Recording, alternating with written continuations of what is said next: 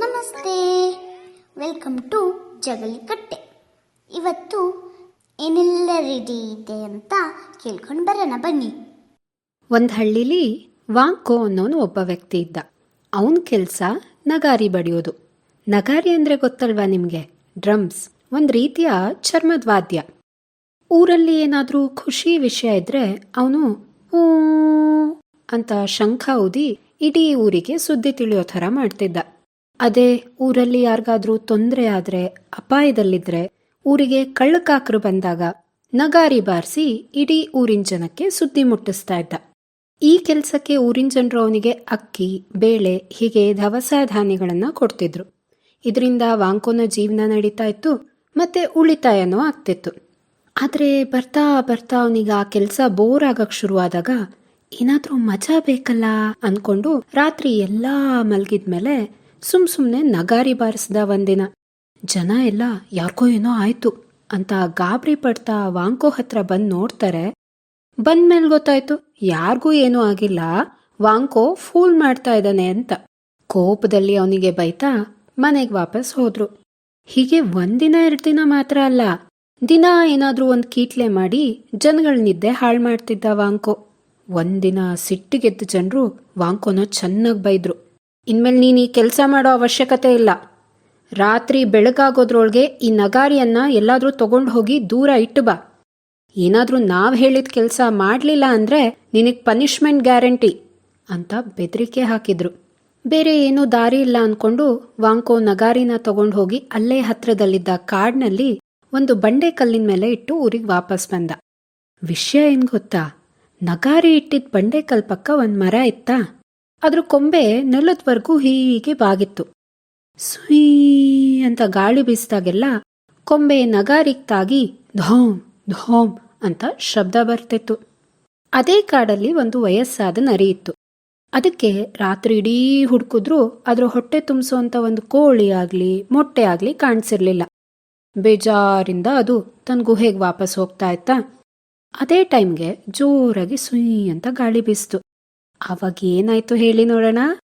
ಧಾಮ್ ಧಾಮ್ ಅಂತ ದೊಡ್ಡದಾಗಿ ನಗಾರಿ ಶಬ್ದ ಕೇಳ್ತು. ನರಿಗೆ ಫುಲ್ ಹೆದರಿಕೆ ಆಗೋಯ್ತು.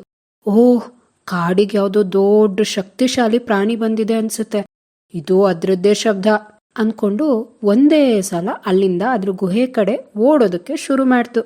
ಎದುರುಗಡೆ ಬರ್ತಿದ್ದಾನೆ. ಓ ಓ ಓ ನರಿಯಣ್ಣ, ಇವಾಗ ಯಾವ ಮ್ಯಾರಥಾನ್ ನಡೀತಿದೆ ಅಂತ ಹಿಂಗೆ ಓಡ್ತಿದ್ಯಾ ಅಂತ ಕೇಳ್ತು. ನರಿ, ಸುಮ್ಮನಿರಪ್ಪ ನೀನು, ನಿನಗೆ ಯಾವಾಗಲೂ ತಮಾಷೆನೆ. ಇಡೀ ಕಾಡಿಗೆ ಅಪಾಯ ತರುವಂಥ ಒಂದು ದೊಡ್ಡ ಪ್ರಾಣಿ ಎಂಟ್ರಿ ಕೊಟ್ಟಿದೆ.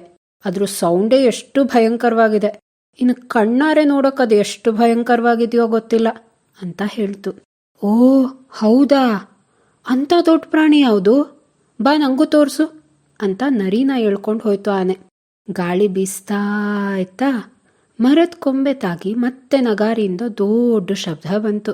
ಈಗ ಆನೆಗೂ ಭಯ ಆಗಕ್ಕೆ ಶುರುವಾಯ್ತು. ನರಿಯಣ್ಣ, ನೀನು ಹೇಳಿದ ನಿಜಾನೇ, ಮೊದಲು ಇಲ್ಲಿಂದ ಜಾಗ ಖಾಲಿ ಮಾಡಿಬಿಡೋಣ ಅಂತ ಹೇಳಿ ಇಬ್ರು ಅಲ್ಲಿಂದ ಓಡ್ಕೊಂಡು ಹೊರಟ್ರು. ಹೀಗೆ ಓಡ್ತಾ ಇರಬೇಕಾದ್ರೆ ಕಾಡಿನ ರಾಜ ಯಾರು ಹೇಳಿ? ಸಿಂಹ ಸಿಕ್ತು. ನಿಲ್ಲಿ, ಅಲ್ಲೇ ನಿಲ್ಲಿ, ಏನ್ ಸಮಾಚಾರ, ಯಾಕೆ ಹೀಗೆ ಓಡ್ತಾ ಇದ್ದೀರಾ ಅಂತ ಪ್ರಶ್ನೆ ಮಾಡ್ತು ಸಿಂಹ. ಮಹಾರಾಜ, ಕಾಡಿಗೆ ಒಂದು ಅಪಾಯ ಬಂದಂಗಿದೆ, ನಿಮ್ಮ ಬದಲು ಅದೇ ಮಹಾರಾಜ ಆಗೋ ಎಲ್ಲ ಲಕ್ಷಣಗಳು ಇದೆ ಅಂತ ಹೇಳ್ತು ಆನೆ. ಆನೆ ಮಾತು ಕೇಳಿ ಸಿಂಹಕ್ಕೆ ಟೆನ್ಷನ್ ಆಗೋಕ್ ಶುರುವಾಯ್ತು. ನರಿ ಮತ್ತೆ ಆನೆ ಜೊತೆ ಅದು ಯಾವ ಪ್ರಾಣಿ ಇರ್ಬೋದು ಅಂತ ಚೆಕ್ ಮಾಡೋದಕ್ಕೆ ಹೋಯ್ತು.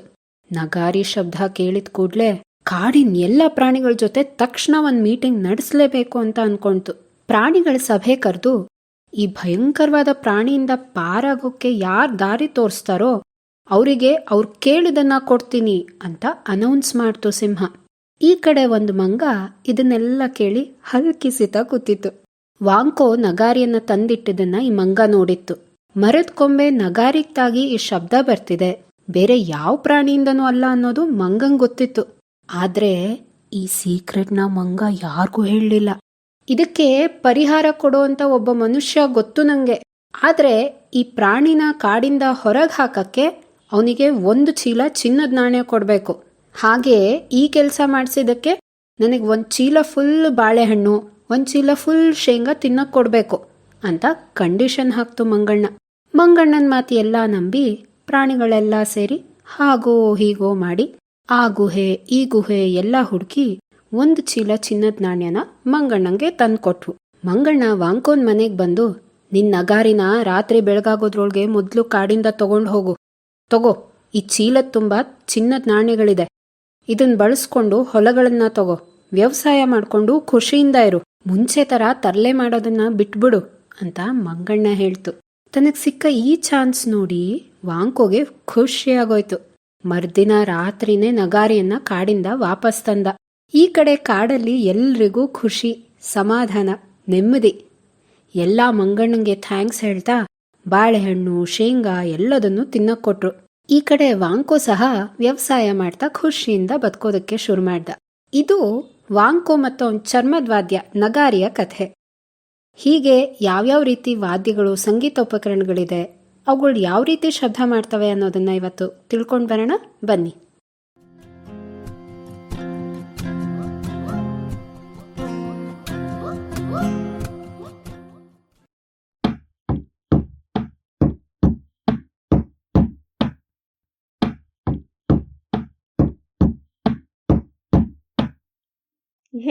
ಇದೇನಿದು?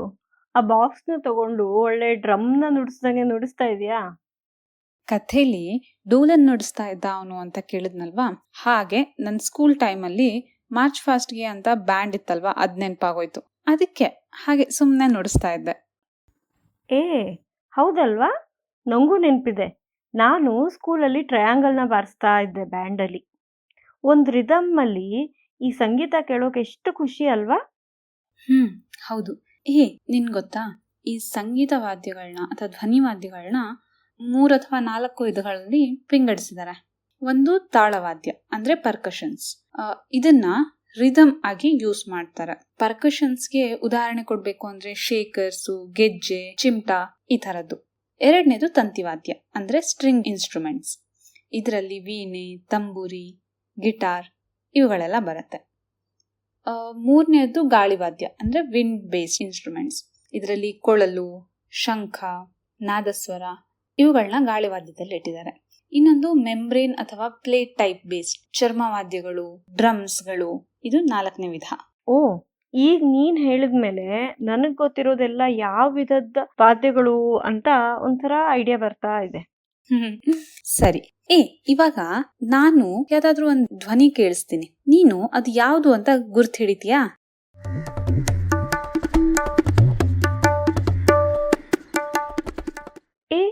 ಇದು ತಬ್ಲಾ ಅಲ್ವಾ?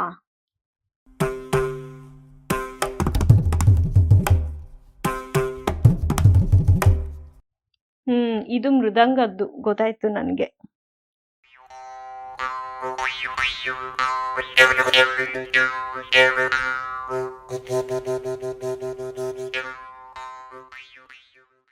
ಇದು ಮೋರ್ಸಿಂಗ್ ಅಂತ ಹೇಳ್ತಾರಲ್ವಾ, ಅದು ಅಂತ ಅನಿಸ್ತಾ ಇದೆ. ಅದೇನಾ? ಕರೆಕ್ಟ್. ಮಜಾ ಬಂತು. ಇದೊಂಥರ ನಾನು ಎಲ್ಲೋ ಓದಿದ ನೆನಪು. ಒಂದು ವಿಚಿತ್ರವಾದ ಸೌಂಡ್ ಇನ್ಸ್ಟ್ರೂಮೆಂಟ್ ಇದೆ. ಇದು ಒಂಥರ ಭಯ ಹುಟ್ಟೋ ತರ ಶಬ್ದ ಮಾಡುತ್ತೆ, ಗೊತ್ತಾ? ಇದನ್ನ ಕಂಡು ಹಿಡ್ದಿದ್ದು ಲಿಯೋನ್ ಥೆರಮಿನ್ ಅಂತ. ಹಾಗೆ ಇದನ್ನ ಥೆರಮಿನ್ ಅಂತ ಕರೀತಾರೆ. ಇದು ಒಂದು ವಿದ್ಯುನ್ಮಾನ ಅಂದ್ರೆ ಎಲೆಕ್ಟ್ರಾನಿಕ್ ಧ್ವನಿವಾದ್ಯ. ನೋಡು ಹೆಂಗಿರುತ್ತೆ ಅಂತ ಕೇಳಿಸ್ತೀನಿ.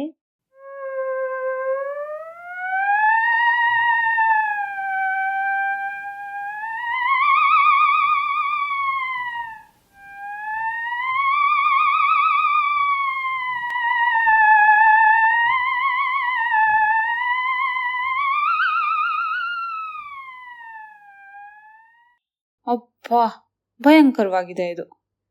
ನೀನ್ ಹೇಳ್ತಾ ಇದ್ದಂಗೆ ನಂಗೆ ಇನ್ನೊಂದು ವಿಚಿತ್ರ ಧ್ವನಿವಾದ್ಯ ನೆನಪಾಯ್ತು. ಸಿಂಗಿಂಗ್ ರಿಂಗಿಂಗ್ ಟ್ರೀ ಅಂತ. ಇದೊಂದು ಆರ್ಟ್ ಇನ್ಸ್ಟಾಲೇಷನ್ ಇಂಗ್ಲೆಂಡ್ ಅಲ್ಲಿ ಇದೆ. 2 ಕಲಾವಿದರು ಪೈಪ್ಗಳನ್ನ ತಿರುಚಿದ ಮರದ ಹಾಗೆ ಜೋಡಿಸಿ ಈ ಕಲಾಕೃತಿಯನ್ನು ಮಾಡಿದ್ದಾರೆ. ಇದನ್ನ ಒಂದು ಎತ್ತರದ ಗುಡ್ಡದ ಮೇಲೆ ಇಟ್ಟಿದ್ದಾರೆ. ಹೀಗಿರೋದ್ರಿಂದ ಗಾಳಿ ಬಂದಾಗೆಲ್ಲ ಆ ಪೈಪಲ್ಲಿ ಧ್ವನಿಗಳು ಬರೋಕೆ ಶುರುವಾಗತ್ತೆ. ಮಜಾ ಇದೆ ಇದು ಕೇಳೋಕೆ. ಮುಂಚೆ ಶಬ್ದ, ಸಂಗೀತನೆಲ್ಲ ಒಂದೂರಿಂದ ಇನ್ನೊಂದೂರಿಗೆ ಸುದ್ದಿ ಮುಟ್ಸೋಕೆ, ವಿಷಯ ತಿಳಿಸೋಕೆ ಅಂತ ಶುರು ಮಾಡಿದ್ದು. ಈಗ ನೋಡು ಅದನ್ನ ಸಂಗೀತನ ಮತ್ತೆ ಶಬ್ದನ ಮನರಂಜನೆಗೆ ಬಳಸ್ತಾ ಹಾಗೇ ಬೆಳೀತಾ ಇದೆ. ಮತ್ತೆ ಮ್ಯೂಸಿಕ್ ಥೆರಪಿ, ಸಂಗೀತ ಚಿಕಿತ್ಸೆ ಅಂತಾನೂ ಇದನ್ನ ಬಳಸ್ತಾರೆ. ಮನುಷ್ಯರ ದೈಹಿಕ, ಭಾವನಾತ್ಮಕ ಅಗತ್ಯಗಳನ್ನ ಪರಿಹರಿಸೋಕೆ ಸಂಗೀತನ ಬಳಸ್ತಾ ಇದ್ದಾರೆ. ಇದೆಲ್ಲ ಎಷ್ಟು ಬೆಳವಣಿಗೆ ಅಲ್ವಾ. ಮನುಷ್ಯ ಮೊದಲು ಚಪ್ಪಾಳೆ ತಟ್ಟಿ ಅದರಿಂದ ಬರೋ ಶಬ್ದಗಳನ್ನ ತನ್ನ ಬಳಕೆಯಲ್ಲಿ ಇಟ್ಕೊಂಡಿದ್ದ. ಕೈಗಳು ನೋವಾಗತ್ತೆ ಅಂತ ಕಲ್ಲು, ಕೋಲ್ಗಳಿಂದ ಶಬ್ದ ಮಾಡಕ್ ಶುರು ಮಾಡ್ದ. ಹಾಗೆ ಅದಕ್ಕೊಂದು ಲಯ, ತಾಳ ಸೇರಿಸಿ ಹೊಸ ಹೊಸ ಧ್ವನಿವಾದ್ಯಗಳನ್ನ ಕಂಡುಹಿಡ್ದ. ಇವತ್ತಿಗೂ ಎಷ್ಟೊಂದು ಆವಿಷ್ಕಾರಗಳು ಆಗ್ತಾನೆ ಇದೆ ಅಲ್ವಾ. ಹೌದು ಹೌದು. ಆದ್ರೆ ಏನ್ ಗೊತ್ತಾ, ಇತ್ತೀಚೆಗೆ ಎಷ್ಟೊಂದು ವಾದ್ಯಗಳನ್ನ ಎಲೆಕ್ಟ್ರಾನಿಕ್ ಸರ್ಕ್ಯೂಟ್ಗಳ ಸಹಾಯದಿಂದ ಬದಲಿ ಉಪಕರಣಗಳ ತರ ಕಂಡುಹಿಡಿತಾ ಇದ್ದಾರೆ. ಆದ್ರೆ ಇವು ಆ ಮೂಲ ವಾದ್ಯಗಳ ಭಾವನೆಗಳನ್ನ ಕೊಡೋಷ್ಟು ಚೆನ್ನಾಗಾಗಲ್ಲ. ಖಂಡಿತ. ಈ ಇಲೆಕ್ಟ್ರಾನಿಕ್ ಸರ್ಕ್ಯೂಟರಿಗಳಿಂದ ಮಾಡಿದಂತ ವಾದ್ಯಗಳಲ್ಲಿ ಭಾವನೆಗಳೇನೋ ಇರೋದಿಲ್ಲ. ಆದ್ರೆ ಈ ಮೂಲ ವಾದ್ಯಗಳನ್ನ ತಯಾರಿಸೋದು ಅಷ್ಟು ಸುಲಭದ ಮಾತಲ್ಲ. ಇದಕ್ಕೆ ಒಬ್ಬ ಮನುಷ್ಯನ ಪರಿಶ್ರಮ ತುಂಬಾ ಇರುತ್ತೆ. ಇದನ್ನ ನಾನ್ ಕೇಳಿದ ಕೆಲವುಗಳು ತುಂಬಾ ವರ್ಷಗಳಿಂದ ಮಾಡ್ಕೊಬಂದಂತಹ ಕಲೆ ಇದು. ಕೆಲವೊಂದಂತೂ ವಂಶ ಪಾರಂಪರ್ಯವಾಗಿಯೂ ಬಂದಿದೆ.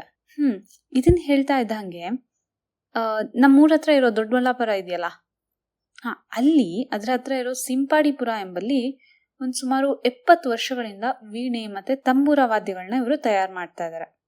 ಇದ್ರ ಮುಖ್ಯ ಕಚ್ಚಾ ವಸ್ತು ಅಂದ್ರೆ ಹಲಸಿನ ಮರ. ಇಲ್ಲಿ ತುಂಬಾ ದೊಡ್ಡ ಪ್ರಮಾಣದಲ್ಲೇ ವೀಣೆ ತಯಾರಿಕೆ ನಡೀತಾ ಇದೆ. ಭಾರತದಲ್ಲಿ ತಂಜಾವೂರಲ್ಲೂ ಸಹ ಈ ವೀಣೆ ಮತ್ತೆ ತಂಬೂರಗಳನ್ನ ತಯಾರಿಸ್ತಾರೆ.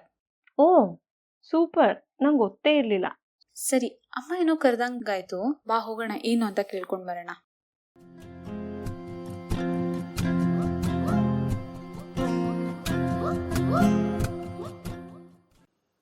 ಈ ಸಲದ ಚಟುವಟಿಕೆಯಲ್ಲಿ ಜಲ್ತರಂಗ್ ಟ್ರೈ ಮಾಡ್ತೀರಾ? ಜಲ್ತರಂಗ್ ಒಂದು ರೀತಿಯ ತಾಳವಾದ್ಯ. ನೀರಿಂದ ತುಂಬಿದ ಸೆರಾಮಿಕ್ ಅಥವಾ ಲೋಹದ ಬಟ್ಟಲುಗಳ ಅಂಚಿಗೆ ಬೀಟರ್ ತಾಕ್ಸಿದಾಗ ಅದರಿಂದ ಸಂಗೀತ ಹೊರಹೊಮ್ಮತ್ತೆ. ಈಗ ನೀವು ಮಾಡಬೇಕಾಗಿರೋದು ಇಷ್ಟೇ. ಒಂದಿಷ್ಟು ಕಪ್ಗಳನ್ನ ತಗೊಳ್ಳಿ. ಅದರಲ್ಲಿ ಬೇರೆ ಬೇರೆ ಪ್ರಮಾಣದಲ್ಲಿ ನೀರನ್ನು ತುಂಬಿಸಿ. ನೀರಿನ ಪ್ರಮಾಣ ಪಿಚ್ ಅಥವಾ ಶ್ರುತಿಯನ್ನು ಬದಲಾಯಿಸುತ್ತೆ. ಈ ರೀತಿಯಾಗಿ ನೀರು ತುಂಬಿದ ಬಟ್ಟಲುಗಳನ್ನ ನಿಮ್ಮ ಎದುರಿಗೆ ಅರ್ಧವೃತ್ತಾಕಾರದಲ್ಲಿ ಜೋಡಿಸ್ಕೊಳ್ಳಿ. ನಂತರ ಒಂದು ಮರದ ಕಡ್ಡಿನೋ ಅಥವಾ ಚಮಚ ತಗೊಂಡು ಈ ಕಪ್ಗಳ ಅಂಚಿಗೆ ತಾಗಿಸಿ ನಿಮ್ಮದೇ ಒಂದು ಟ್ಯೂನ್ನ ತಯಾರು ಮಾಡಿ ಅದನ್ನು ನಮ್ಮ ಜೊತೆ ಶೇರ್ ಮಾಡಿ. ಹಾಗೆ ಈ ಸಂಚಿಕೆ ಹೀಗನ್ನಿಸ್ತು ಅನ್ನೋದನ್ನು ತಪ್ಪದೇ ನಮಗೆ ತಿಳಿಸಿ ಅಂತ ಹೇಳ್ತಾ ಸಂಚಿಕೆಯನ್ನು ಮುಗಿಸ್ತಾ ಇದ್ದೇವೆ. ಧನ್ಯವಾದಗಳು.